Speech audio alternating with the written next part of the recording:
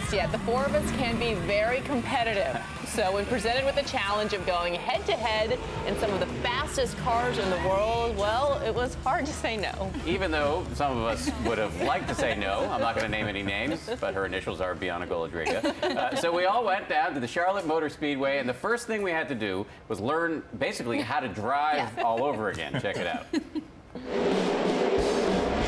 NASCAR, where drivers race around the track at speeds in excess of 200 miles an hour. It's very exciting and very dangerous.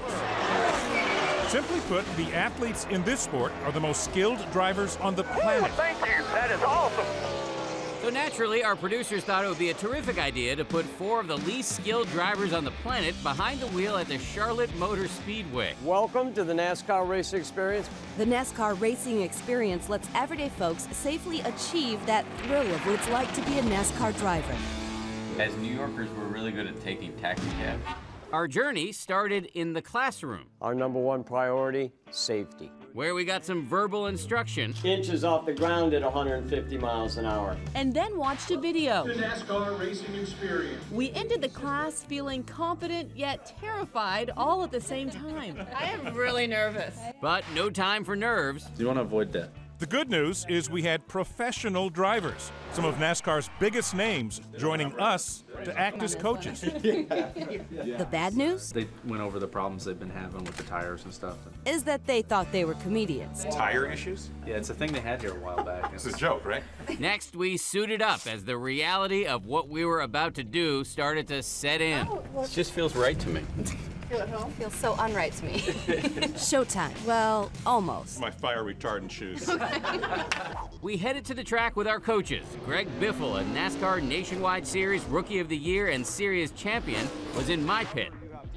My coach, Joey Logano, the youngest driver ever to win NASCAR Sprint Cup Rookie of the Year honors.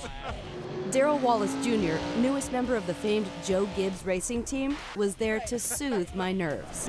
And Carl Edwards, who tied for the 2011 NASCAR Sprint Cup Series championship, was stuck with me.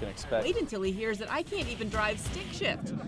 And like a true race, we even had a delay. We had some rain overnight, so we've been just trying to get the track dry so it's safe. I mean, our biggest, obviously safety is our #1 priority. I had a Mustang when I was a teenager. We bonded with our drivers while we waited out the delay. So #1 rule is don't hit anything. Yeah, don't hit nothing. We'd be passengers for the first run, I feel like Bianca's nervous for me. as our coaches tried to teach us what we'd need to know when it was our turn to race, This is new too. and give us some pointers. Have fun. Ron and I headed out first.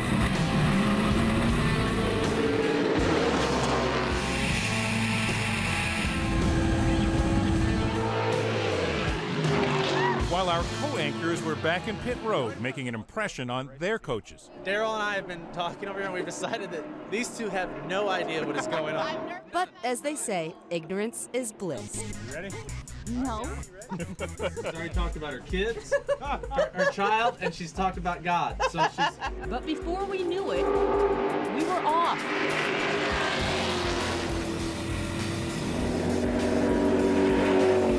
An experience a little more intense than that Mustang I drove as a teenager. That was crazy.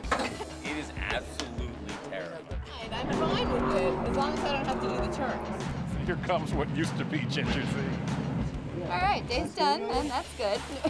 Our training done, we said goodbye to our driver. Good luck. Thank you very much. Which meant only one thing. Our turn. And you can vote on who you think will win the race at GoodMorningAmerica.com on Yahoo.